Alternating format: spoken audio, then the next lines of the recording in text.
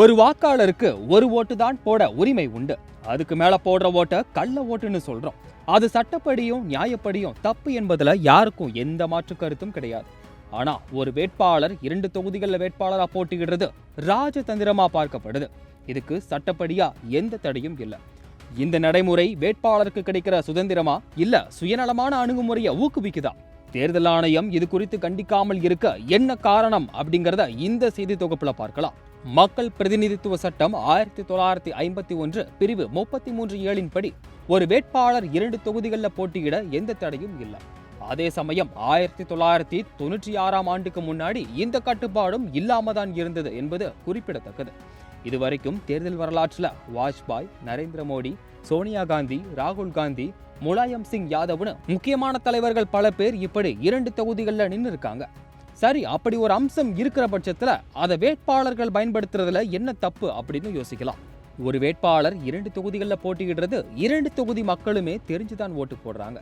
பல காரணங்களுக்காக இந்த ஆரோக்கியமான ஜனநாயகத்தை வெளிப்படுத்துற நடைமுறையா இது இருக்கு. பொதுவா 2 தொகுதிகளில் போட்டியிடுற வேட்பாளர்கள் ஜெயிக்க வேண்டிய ஒரு ரிஸ்கான தொகுதியையும் ஜெயிக்கக்கூடிய ஒரு சாதகமான தொகுதியையும் தேர்ந்தெடுத்து போட்டியிடுவாங்க. இதனால நேரமும் பணச்செலவும் அதிகமா செலவாகும்.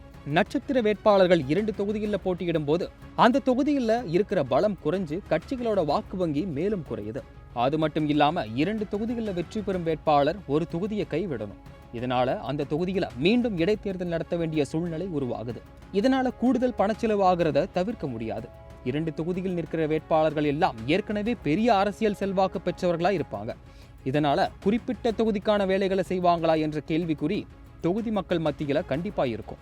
2 தொகுதியில் நிற்கிற வேட்பாளர்கள் கிட்ட எப்படியாவது ஜெயிக்கணும் என்ற சுயநலமே தலை தூக்கி இருக்கும். இந்த பிரச்சனைகளை சரி பண்ணத்தான் ஒரு வேட்பாளர் ஒரு தொகுதி அடிப்படையில் மக்கள் பிரதிநிதித்துவ சட்டத்துல திருத்தம் செய்ய தேர்தல் ஆணையம் பரிந்துரை செஞ்சது. 2004 முதல் 2018 வரையிலான ஆண்டுகள்ல பல கட்ட முயற்சிகள் நடந்தாலுமே அதுல பயன் ஒன்றும் கிடைக்கல. அப்படி 2 தொகுதிகளையும் வெற்றி பெற்று இடைத்தேர்தல் நடத்த வேண்டிய சூழல் வரும்போது வெற்றி பெற்ற வேட்பாளர் அந்த செலவை ஏத்துக்கிறது சரியா அமையும் என்பது ஒரு சுவாரஸ்யமான பரிந்துரையாயிருக்கு. ஒரு வாக்காளருக்கு ஒரு ஓட்டு மாதிரியே ஒரு வேட்பாளருக்கு ஒரு தொகுதி என்பதே நியாயமான அணுகுமுறையாயிருக்கும் என்பது பரவலான கருத்தாயிருக்கு. அரசியல் அதிகாரத்தில் இருக்கிறவங்க தான் தேவைப்படும் சட்ட திருத்தங்களை செய்ய முன்வர வேண்டும்.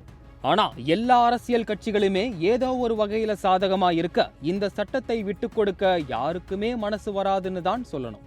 ஒரு வேட்பாளர் ஒரு தொகுதி இந்தியாவில் என்றைக்காவது சாத்தியப்படுமா? காலம்தான் பதில் சொல்ல வேண்டும்.